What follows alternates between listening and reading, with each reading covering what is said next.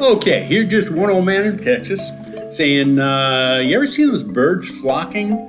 They go probably 1,000 birds just traveling back and forth in the sky, almost creating different kinds of patterns and things of that nature. Well, I found some the other day, and it's interesting. I was at Hobby Lobby, and I was there a couple different times, but all about 5 o'clock in the evening, and there were birds flocking. And the next day, about 5 o'clock in the evening, there were birds flocking. I have no idea why it happened.